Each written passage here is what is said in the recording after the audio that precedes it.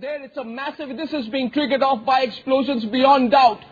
Explosions so large that they've consumed the entire wing of the Taj Hotel. A massive explosion that seems to be close to destroying one of the most beautiful structure that represents not just the city of Mumbai, the heritage of Mumbai, the spirit of Mumbai. That's going up in smoke even as we speak tonight. Shantanu Pulaskar is our reporter reporting live.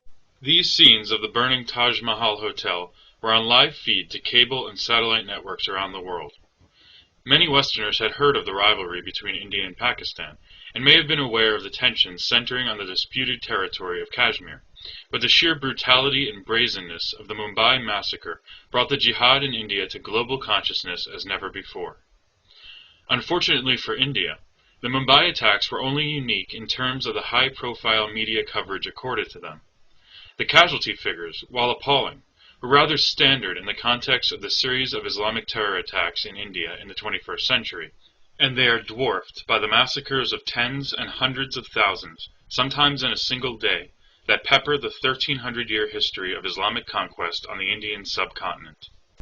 Before the Islamic juggernaut burst in from the west, the native religions of these lands were Hinduism, Buddhism, and Sikhism. The jihad against India was extraordinarily brutal, even by Islamic standards. This is because, unlike the so-called people of the book, Christians and Jews, who enjoyed some basic rights as subjected dhimmis, Hindus and Buddhists were considered idolaters, the lowest of the low, worthy only of death. Only 25 years after Muhammad's death, Islamic forces had crushed the Sassanid Persian Empire, and thus brought the spearhead of Islam to the borderlands of India. The first permanent Muslim foothold on the subcontinent was achieved with Muhammad bin Qasim's conquest of Sind in 711 AD. He demolished temples, shattered sculptures, plundered palaces, killed all able-bodied men, and carried their women and children into slavery. For example, it took his army 3 days to slaughter all the inhabitants of the port city of Dabal. But the Arab-Muslim conquest would stall here in the northwestern frontier. By the end of the 10th century, however, newly Islamized Turkic tribes began to expand the Ummah into what is now northwest India proper. Mahmud of Ghazni, who was also known as a Sword of Islam, mounted 17 plundering expeditions between 997 and 1027 AD into North India. Each winter, Mahmud descended into India, filled his treasure chest with spoils, and amused his men with full freedom to pillage and kill. Each spring he returned to his capital richer than before. At Mathura he took from the temple its statues of gold encrusted with precious stones, and emptied its coffers of a vast quantity of gold, silver, and jewelry. He expressed his admiration for the architecture of the great shrine, judged that its duplication would cost 100 million dinars and the labor of 200 years, and then ordered it to be soaked with naphtha and burnt to the ground. 6 years later he sacked another opulent city of northern India, Somnath, killed all its 50,000 inhabitants, and dragged its wealth to Ghazni. In the end, he became perhaps the richest king that history has ever known. A subsequent conqueror, Muhammad Khaliji, had the distinction of single-handedly wiping out the Buddhist culture on the subcontinent by the end of the 12th century.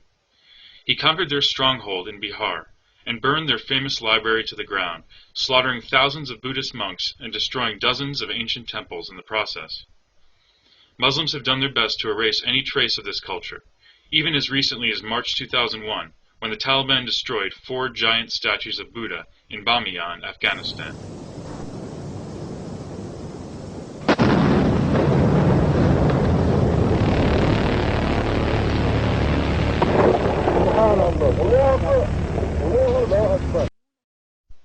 Khaliji's brutality also incited the first case of Jauhar in India. Jauhar is a desperate act of mass self-immolation. When Khaliji besieged the city of Chittor, the Hindu inhabitants realized their cause was hopeless. As the men rode off to certain death in battle, the women and children burned themselves alive, rather than suffer the dishonor of being killed or enslaved by the conquerors.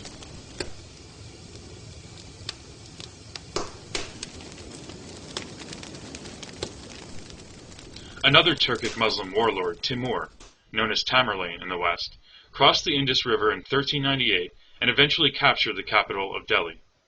Timur explains the motivation for his conquest in his personal memoirs. About this time there arose in my heart the desire to lead an expedition against the infidels, and to become a Ghazi, for it had reached my ears that the slayer of infidels is a Ghazi, and if he is slain he becomes a martyr. It was on this account that I formed this resolution, but I was undetermined in my mind whether I should direct my expedition against the infidels of China or against the infidels and polytheists of India. In this matter I sought an omen from the Quran, and the verse I opened upon was this: O Prophet, make war upon infidels and unbelievers, and treat them with severity. My great officers told me that the inhabitants of Hindustan were infidels and unbelievers. In obedience to the order of Almighty Allah, I determined on an expedition against them. Later, he describes the sack of Delhi in his own words. In a short space of time, all the people in the fort were put to the sword, and in the course of 1 hour the heads of 10,000 infidels were cut off. The sword of Islam was washed in the blood of the infidels, and all the goods and effects, the treasure and the grain, which for many a long year had been stored in the fort, became the spoil of my soldiers. They set fire to the houses and reduced them to ashes, and they razed the buildings and the fort to the ground. All these infidel Hindus were slain, their women and children, and their property and goods became the spoil of the victors. I proclaimed throughout the camp that every man who had infidel prisoners should put them to death, and whoever neglected to do so should himself be executed, and his property given to the informer. When this order became known to the Ghazis of Islam, they drew their swords and put their prisoners to death. 100,000 infidels, impious idolaters, were on that day slain. On the great day of battle, these 100,000 prisoners could not be left with the baggage, and it would be entirely opposed to the rules of war to set these idolaters and enemies of Islam at liberty. No other course remained but that of making them all food for the sword. By the early 1500s, the mantle of Islamic power in India had passed to the first Mughal emperor, Babar. Over the next centuries, the Mughal Empire would expand to occupy nearly the entire Indian subcontinent. During the Mughal period, outright slaughters and enslavements were less common, but the regime provided many incentives to convert to Islam by means of degrading dhimmi laws and burdensome jizya taxes. So far as the Hindus were concerned, there was no improvement either in their material and moral conditions or in their relations with the Muslims. With the sole exception of Akbar, who sought to conciliate the Hindus by removing some of their glaring evils to which they were subjected, almost all other Mughal emperors were notorious for their religious bigotry. The Muslim law, which imposed many disabilities and indignities upon the Hindus, and thereby definitely gave them an inferior social and political status as compared to the Muslims, was followed by these Mughal emperors with as much zeal as was displayed by their predecessors. The climax was reached during the reign of Aurangzeb, who deliberately pursued the policy of destroying and desecrating Hindu temples and idols with a thoroughness unknown before or since. Based on Muslim chronicles and demographic calculations, Indian historian K.S. Lal has estimated that the Hindu population of India decreased by 80 million during the millennium of Islamic rule. Yet despite a deliberate policy of genocide and conversion over the 1,000 years of partial or complete Muslim rule, the majority of the population miraculously retained their Hindu religion as modernity dawned on the subcontinent.